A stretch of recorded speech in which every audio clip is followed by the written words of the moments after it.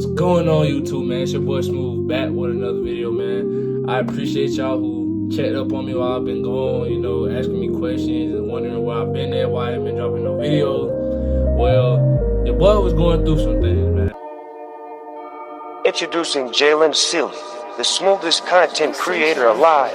57 nights, I ain't thinking about sleep. Off a GCP, I ain't even let go. Nigga play with the birdie, get knocked off his feet. Double low up the score, I don't play for the heat. Mr. Wall with the pop and it came out pink. I'm a real trendsetter, don't call it head, but the chalk got a bang. And I just had to take like a self-reality check. Just took a break from a lot of things. I had to get back up on my feet, in other words, due to the situation. So I just took time to myself, man.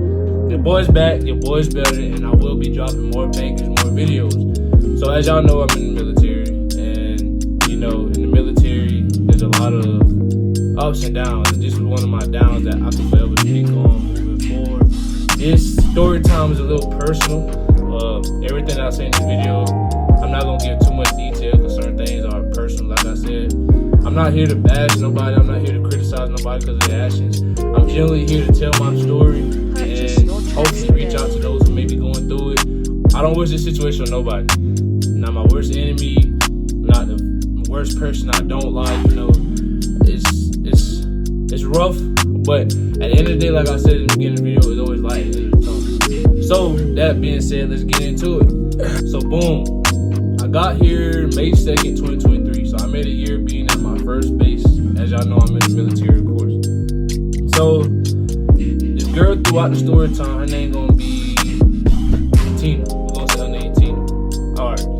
So I met Tina when I first got here and I went to the gym for the first time. That's when I first saw her, right?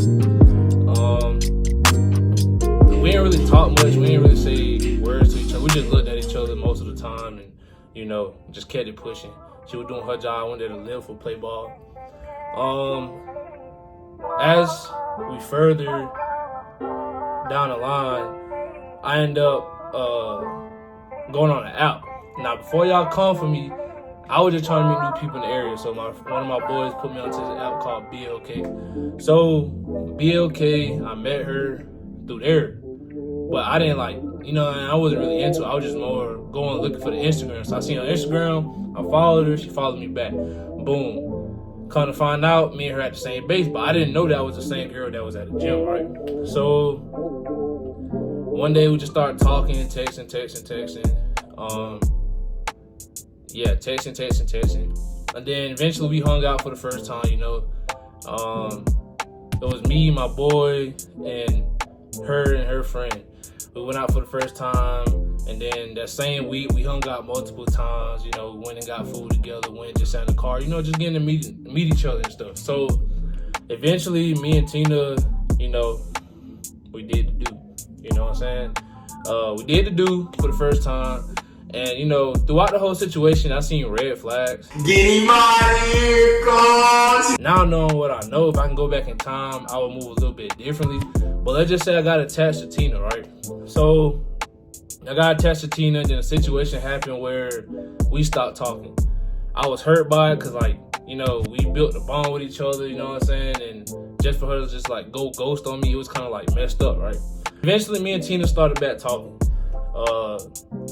We wasn't as close as we was in the beginning, but we was working towards it. I actually liked Tina, and Tina liked me, but it was just one of those situations where I guess it was like wrong timing. So eventually we started to build back up our bond or whatever, and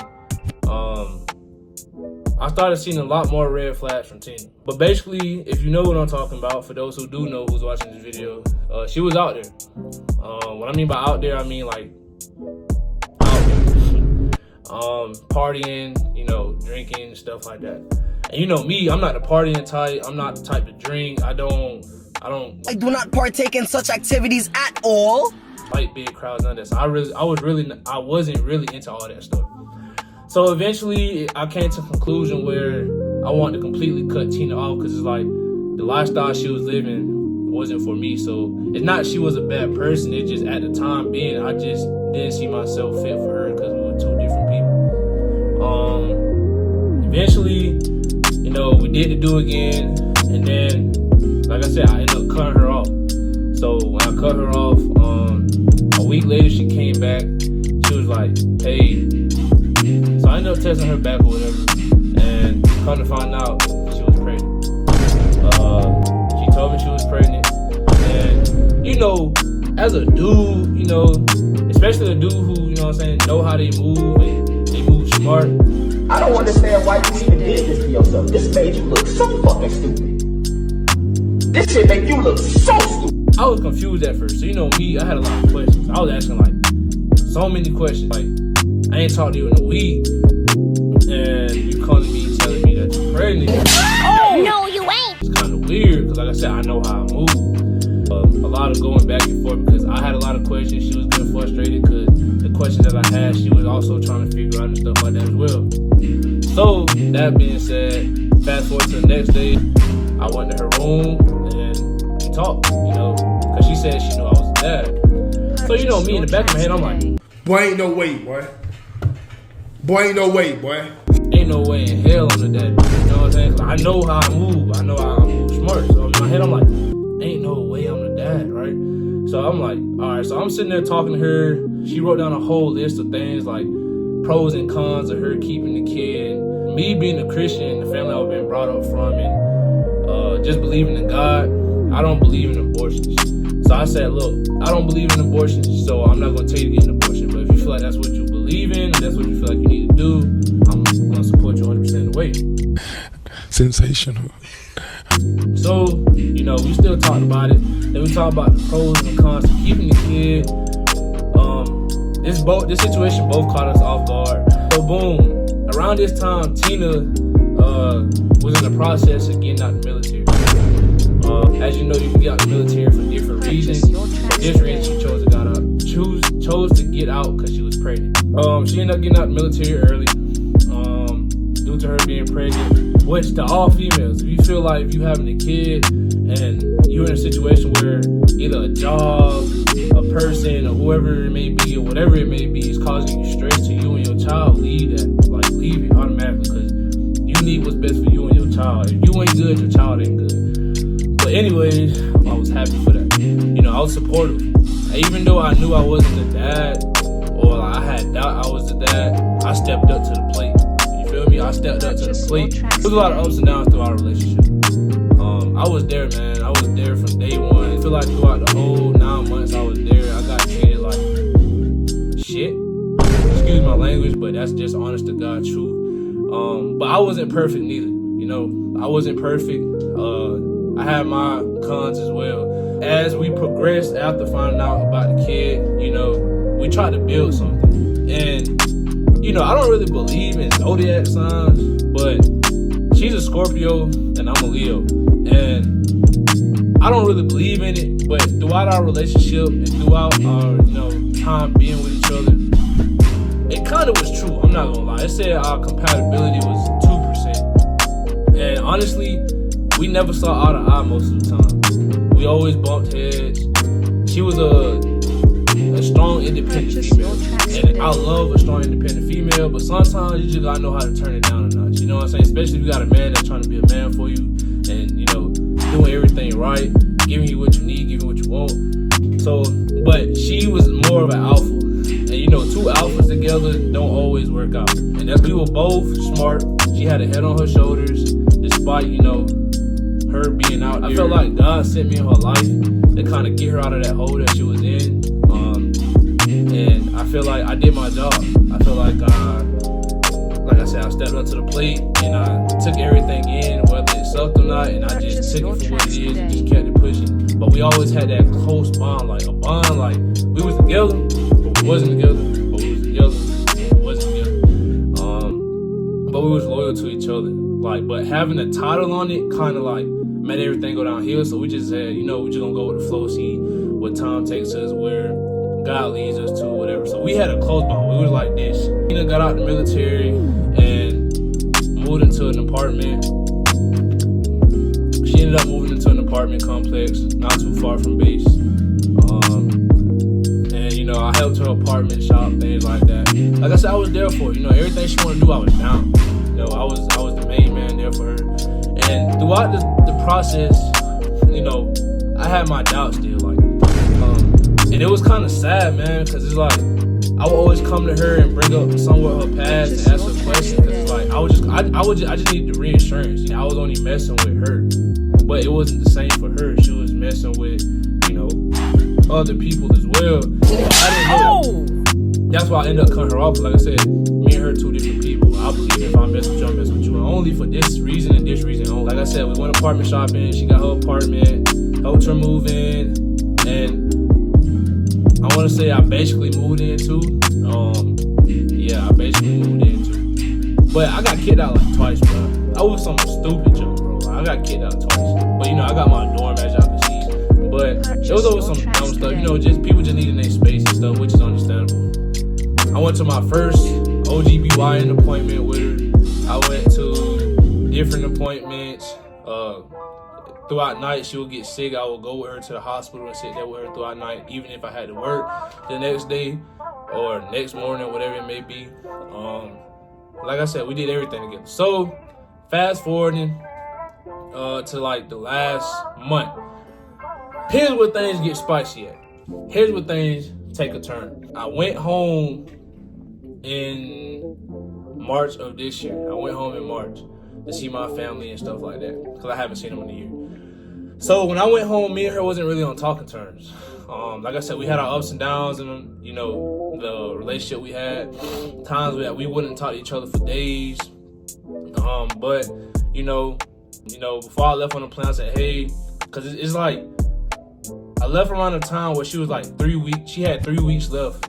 So, you know, I'm checking up on her, making sure she's good. And before I left for leave, I even asked her, like, hey, like, did you need me to, like, wait on it so I could be here for you while you go through your birth, and da-da-da. She was like, nah, you good. You go see your family, da-da-da. And I asked her that multiple times. So, cool.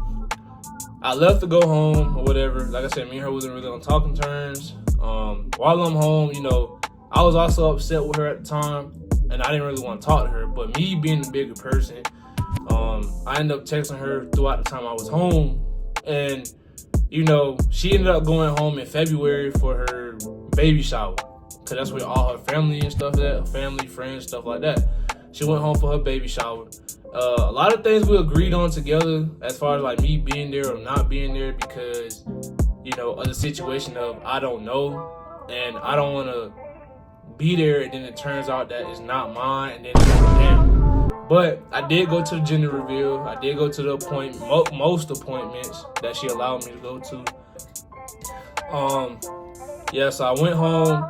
She went home in February for her baby shower, and someone kept telling me when she came back, she was gonna say that she wanted to go back home, which is understandable because she ain't really have no family or rarely any support down here in New Mexico. So someone kept telling me like, hey, she gonna tell you she wanna go home. So let me take it back a little bit. After she came home in February, after her baby shower, we ended up going out for a ride one night, and she ended up telling me like, hey, I'm thinking about going back home for good. I watched the light go from fucking green to yellow to red, bruh. And I'm like, boy, ain't no motherfucking way. I asked her why. She explained why. Basically, what any female I feel like should do. If you feel like you don't got a support system and you feel like you're alone, go to where home is. Go to where you got the support. Go to where you have the family. Go. That's for anything and anybody, not just females. Go where you know you can get back on your feet and take your time, because doing it by yourself all the time gets dreadful, and it's not always the healthiest thing for you, because you stress yourself out and it can lead to worse things. But yeah, she ended up telling me her reason why she wanted to go home, mainly because she had support. Her mom back home, she got siblings, she got friends, family, you know. So I kind of knew it, but she didn't tell me when she was going home, because she had a lot of things to figure out before she went home. So now, fast forward back to when I'm home on vacation for the first time. I'm in Florida, right? I was in Florida, and I ended up checking up on her, of course. Hey, how you doing? How's you and the kid? Good, da-da-da. Then, out of nowhere, she told me I'm leaving to go back home. That caught me off guard, because like I said, we haven't talked. So, it's like, in my head, I'm like, I know she knew she was going home. Why she didn't tell me this earlier. Now she want to tell me that. I asked, hey, did you need me to come back earlier? She told me, nah, you good, da da da. So for her to tell me that she was going back home for good kind of hurt me, because it's like, that this kid is mine, that's a selfish move on you, because it's not fair to me. It was just a messed up situation, and that's the type of things that I went through. But she's not a bad person. It's just, you know, emotional feelings and, you know, just letting your emotions win. What I'm worried about is if this kid is mine, what I'm gonna do. I'm still trying to figure things out, like, cause I don't know if it's mine yet. Which takes me back to, you know, I was also told throughout the pregnancy by family members, my parents, like, hey, get the test done early. But I was told by many people that at birth it was free. So in my head, I'm like, shoot, 9 months, I could be a little patient, you know? Congratulations, you played yourself. Which is a dumb decision I made. To anybody out there going through the same situation, man, get the test done. Cause that $1,800, that $1,400 could save you so much time and so much, you know, stress and everything else. But yeah, man, get that test done ASAP, man. Get it done ASAP. But that being said, back to the story time. So she told me she was going home, and she knew when I was coming back. So basically, I'm stressed out. That, like I said, I couldn't even enjoy my whole vacation because it's counting down to the time the baby is here. I'm still figuring things out. My parents knew about it. It was kind of rough telling them at first, but they ended up knowing about it way before the 9 months started. They found out like 2 weeks after I found out that she was pregnant. But there was a great support system. So basically, I was just done with the situation. I was like, you know, man, bump this. If she want to go home, let her go home. Bump the test, da da da da. But my parents started, you know, talking to me, knocking some sense into me. But I was being stubborn, so I was like, nah, bump that. She want to go home. The girl. And by the way, the kid was a girl. The girl just wasn't. Oh! Cause I just feel like that was unfair for me, cause I asked her plenty of times, like, hey, do you need me to come back early? Do you need me to wait? Cause she know we had to get a test done. So in my head, I felt like she was kind of running from the problem. Basically, I want to say after she told me, the day she told me she was going back home, I think 2 days later, the baby girl was born. She has a beautiful baby girl. Beautiful, beautiful, beautiful. I met the girl, and, you know, she delivered a beautiful baby. But I ended up showing my mom and dad the picture she sent me, and they pulled me into the room, and they kind of just had a reality check. They gave me a reality check. Like, hey, son, I understand you feel this way, but your best interest is to be there for the kid, because the baby mom is not a priority. You are not a priority. The kid is a priority. So I was like, all right, cool. My family's short. I came back like, 4 or 5 days early. As soon as I came back to New Mexico, I landed, got in my car, shot over to her apartment, and I met the baby girl. I fell in love. I ain't gonna lie, I fell in love. Still not knowing if she was mine or not. When I came back, and then the next day we had an appointment scheduled for the DNA test. We had an appointment scheduled for the DNA test, and me and Tina went and we took the test. The test consisted of just her information, my information, the baby girl's information, and they basically swabbed all of our gums. And then after that, we just had to wait. We took the test on a Friday, and they said the results would be back the following Wednesday. So, you know, she was leaving the following Thursday. Monday come, and I get sick. I get sick out of nowhere. Imagine, I just came back home from Georgia and Florida. It wasn't as bad as first, but like, I had like sore throat, and I don't know what it was. I just got sick out of nowhere. So I ended up calling out of work. I was in sick call. No, I was at the urgent care for like 3 hours. So I was just like, nah, I'm not going to see her today, because I ain't trying to get her sick, because I was sick, bro. Like, I was bad.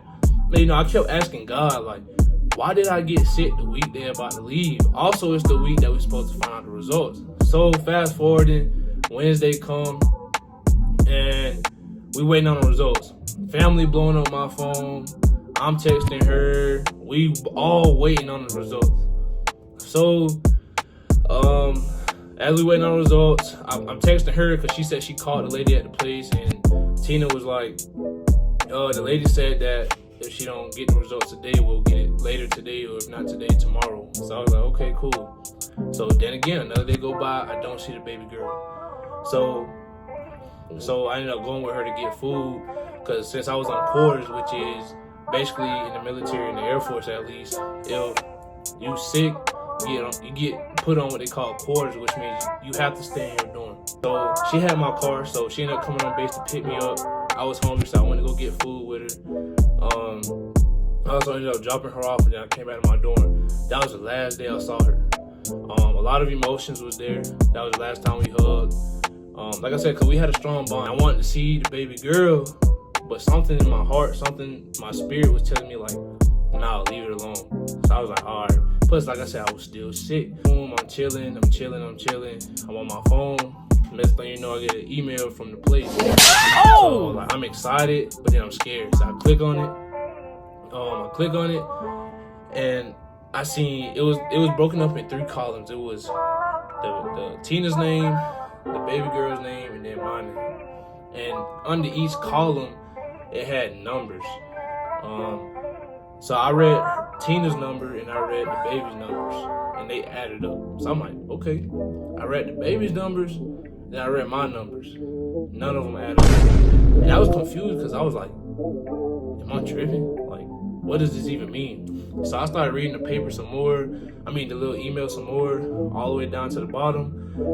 And then it said the probability of him being the father is 0%. I asked God throughout the whole process, like, give me signs. And he gave me plenty of signs, and every sign he showed me, it was that the kid wasn't mine. But yeah, man, like I was saying, I know she was hurting more than I was. She ended up when I found out, I also texted her, and at this time she was on the plane headed home, and she ended up texting me back, saying, hey, I saw it. I'm truly sorry. That was it. I was waiting on that text and called back later. Never got it. So I texted her, like, hey, how you doing? She said, I'm trying to be better. Like, I'm all right. And, I told her I love her and stuff like that. And she said it back. And that was the last conversation we had since then. That was, today probably make a month since we talked. I could look at it from a female aspect as far as, like, being shameful of, everything she put me through, whatever it was. But I just feel like we could have talked things out, because I don't got no bad blood with her, because like I said, we went through a lot. And I didn't give a lot of detail in this video because my business and her business is in y'all business. But, y'all smooth games, so, I'm going to tell y'all this story. The story was emotional for me to tell. I didn't care about who the dad was. Hopefully he's a great dad. He stepped up to the plate like I did and, do his job as a father. But she kept her promise, and that's all that mattered. And that really brought me closure, knowing that she kept her promise and found a dad. Advice to anybody that may be going through this situation, or anybody that, it might put themselves in a situation. First thing first, know who you messing with before you mess with them. And hopefully y'all enjoyed my story time. I appreciate y'all checking up on me throughout the time I wasn't back on YouTube or wasn't on YouTube. But I appreciate y'all checking up on me. Your boy is back with bangers. I'm going to try to drop a video every week.